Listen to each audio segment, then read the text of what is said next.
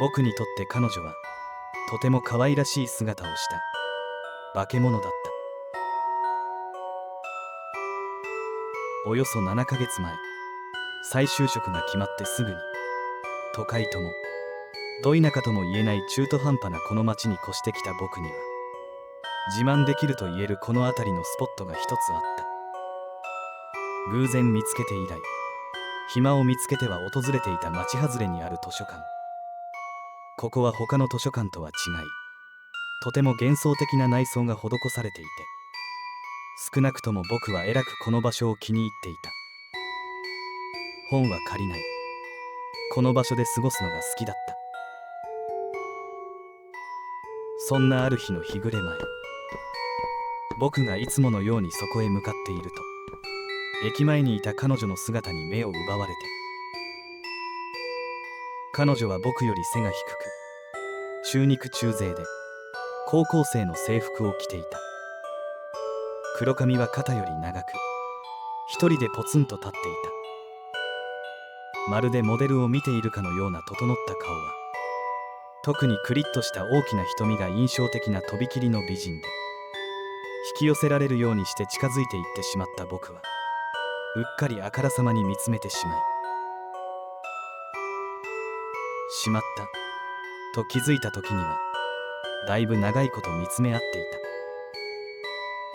た。だが、何も言えずにいた僕から目をそらした彼女は、何事もなかったかのようにまっすぐ歩いていってしまった。この時はまだ一目惚れをしたという自覚はなかったが、向かう方向が偶然にも同じで、彼女の後ろを歩くのが無性に嬉しかったのを今でも覚えている。浮き足立ちながら、一定の距離を保って僕は図書館へと向かう。途中でどこかへ行ってしまうのだろうと思っていたから、行き先が同じだった時は、息が止まるほど驚いた。館内でもちょうどいい距離を保ちながら様子を伺っていた僕は、彼女が帰る際に本を借りて帰ったのを見て、彼女の姿が見えなくなってからカウンターへ急いだ。受付の女性に彼女の借りた本のタイトルを伝え、借りたいと申し出る。受付の女性は申し訳なさそうに貸し出し中だと言った。僕がいつになったら帰ってきますかと尋ねると、遅くても2週間後には帰ってくる。貸し出し期間は2週間だからと言った。なるほど。ならば僕は今日から2週間、可能な限り毎日ここへ足を運ぼうと思った。どうしてももう一度会いたかった。翌日も僕は来館した。返却されたか確認すると、まだだった。その翌日も、さらにその翌日も、返却はまだだった。日を重ねるごとに、彼女への思いは募るばかりで、でも彼女にとって僕は、ただ一度出会っただけの通行人 A に過ぎなくて、社会人になって何年も経っている僕なんか、高校生である彼女からしたら何の魅力もない、ただのおじさんなのだろう。見込みなんてあるわけがない。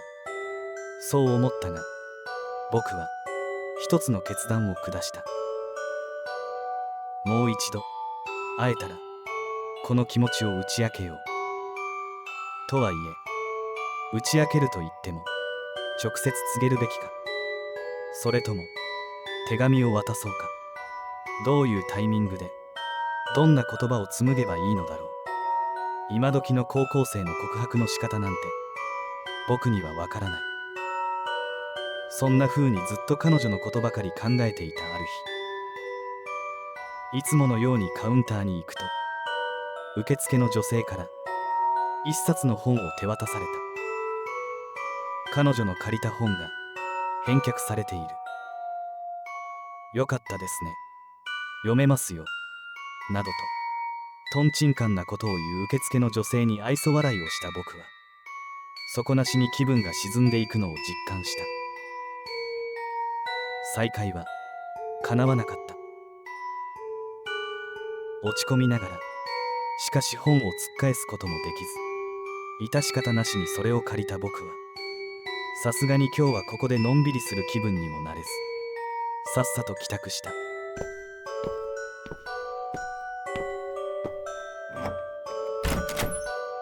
自宅へ戻り、帰宅途中で買った弁当と鍵をテーブルに置いて、先に着替え、シャワーを済ませる。パジャマ姿の僕は弁当を平らげ、ビールを一缶開けると、あの子の借りた本の内容が気になって、それに手を伸ばした。表紙を見れば「胡蝶蘭」というタイトルに、まるで本物みたいなその花のイラストが描かれてある。恋愛小説か何かか。僕はなんとなくパラパラとページをめくった。すると、折りたたまれたルーズリーフの紙が挟まれてあった。なんだこれと思って広げてみれば、ピンクの胡蝶蘭の花言葉をあなたに捧げますと書かれてある。僕はスマホを手に取って調べた。花言葉の意味が表示されるまでものの5分もかからなかっただろう。それを書いたのが誰で、誰宛てなのかも不明なのに、あなたを愛していますの文字に僕の頭は沸騰した。飛び上がって嬉しくて、僕の思考は暴走する。これは彼女から僕へのメッセージだ。そうだ、そうに違いない。僕が待ち伏せしていたのに気づいていたんだ。両思いなんだ。連絡を取らなくては。でもどうやって？連絡先がわからない。またあそこへ行けばいいのか。カッと顔が熱くなるのを感じた僕は、ツイッターに思うまま自分の気持ちをつぶやいた。しかし、とある知らない人からダイレクトメッセージをもらい、絶句することになる。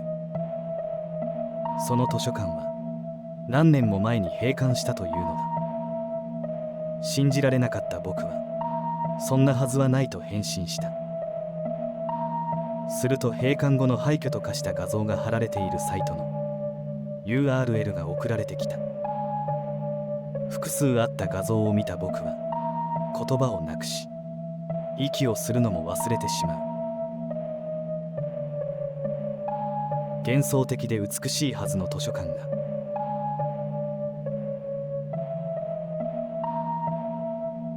実はこんな、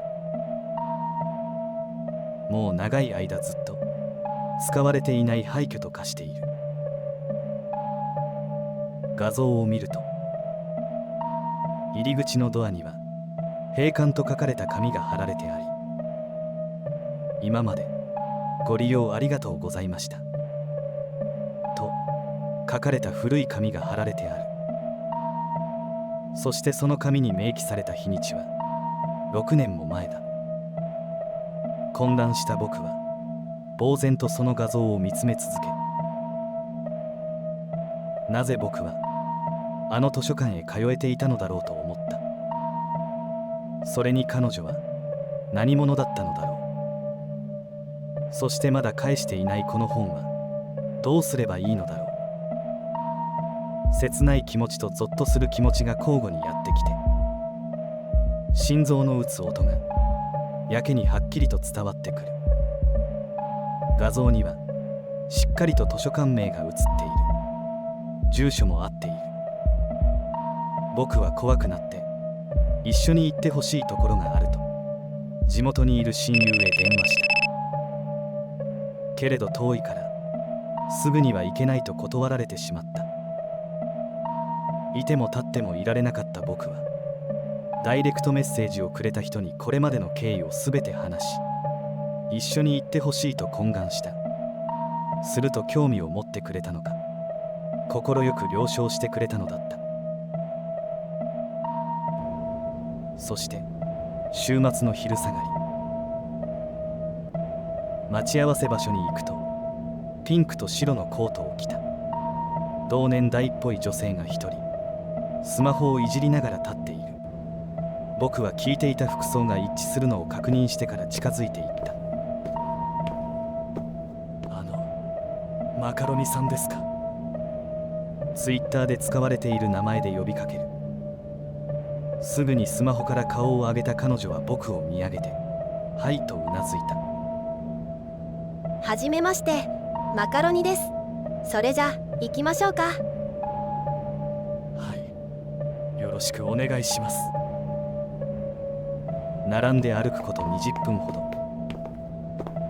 見えてきたのは小綺麗な図書館ではなかった。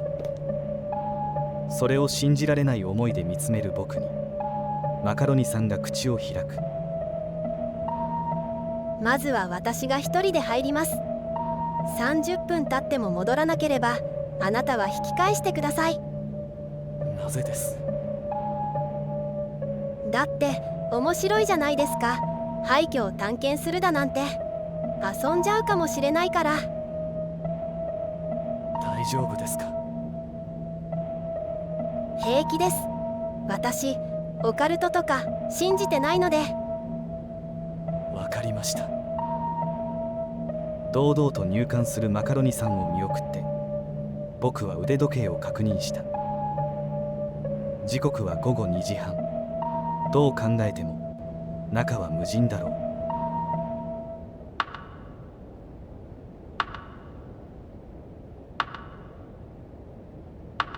う。遅いな。僕は30分が経過したのを確認してから入館しようかとも考えたが、言われた通りに引き返すことにした。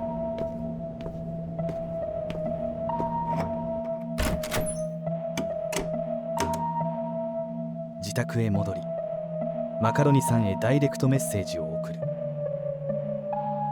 言われた通り引き返してきました。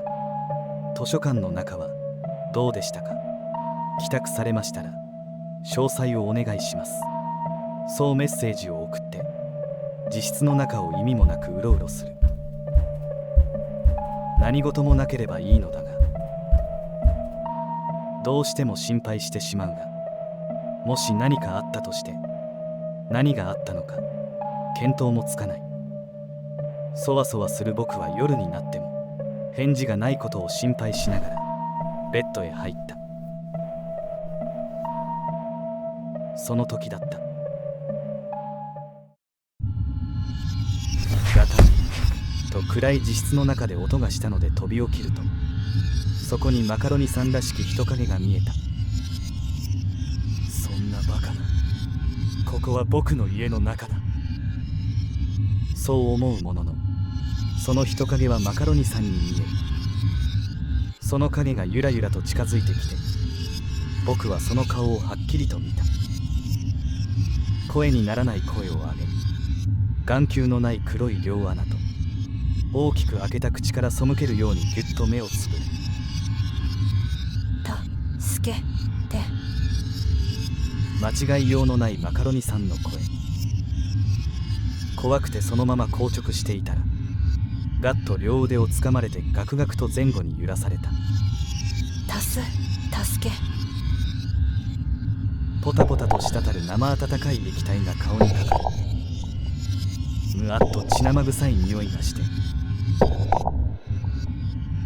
そこで僕の意識はぷつりと切れた。次の朝、僕はベッドに突っ伏して倒れていた。一人暮らしの 1LDK の部屋の中を見渡すが、人の気配はない。顔にかかったはずの何かは顔についていなくて、変な匂いもしなかった。起きた僕は急いでスマホを手に取り、ツイッターを確認する。返事はないか。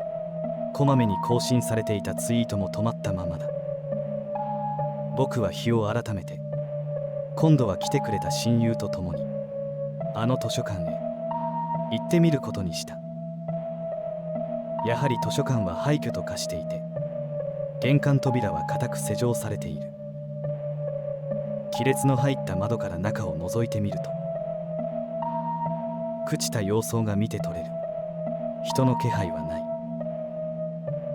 本当に営業してたのか。隣に立つ親友が眉根を寄せながら図書館の中を見つめている。本当だよ、マカロニさん。ちゃんと家に帰ったのかな。探してみるか。親友の方を見ると、親友はカバンから工具を取り出している。本気か。不法侵入に器物損壊だぞ。バレないよ。マカロニさんの安否を確かめないと。親友はためらうことなく窓ガラスを破壊していく。僕は周囲を気にしない。親友の行動を見守り続ける。よし、入ろう。幸い誰かに見られることなく侵入は成功する。そして侵入するなり親友が開口一番。なあ、奥から音がしないか。本当だ。ギーギーって聞こえる。行ってみるか。そうだな。正直僕は気が引けたが、こんなところに一人で待っているなんて考えられない。親友の後ろをついていくと、奥の方からその音は聞こえていた。開けるぞ。親友が一瞬躊躇したもののドアを開ける。ギーギーという音は間違いなくここから聞こえてくる。僕たちはその音を頼りに中へと入り、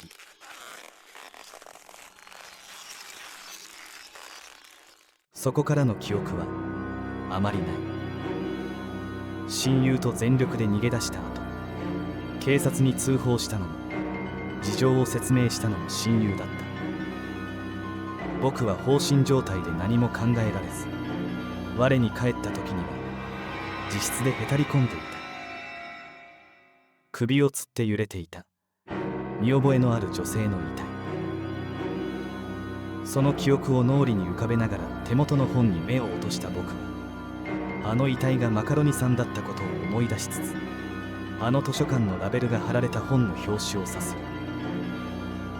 いつの間にか別の本にすり替わっていたそれのイラストの花は花図王。なぜわかったか。それはタイトルが花図王だからだ。僕はすぐに花言葉を調べた。花言葉は裏切りのもたらす死。ああ、この部屋にも異変が起こり始めている。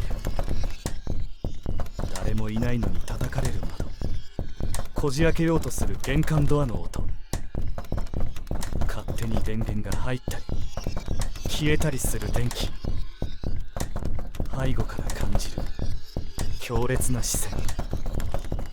次の瞬間には僕も殺されてしまうような気が。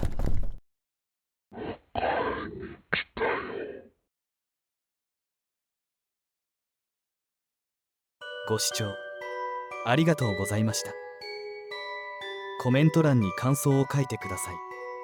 大変励みになります。当チャンネルでは他にもホラー作品があります。さらに今後もどんどん追加されていきますので、ぜひチャンネル登録をお願いいたします。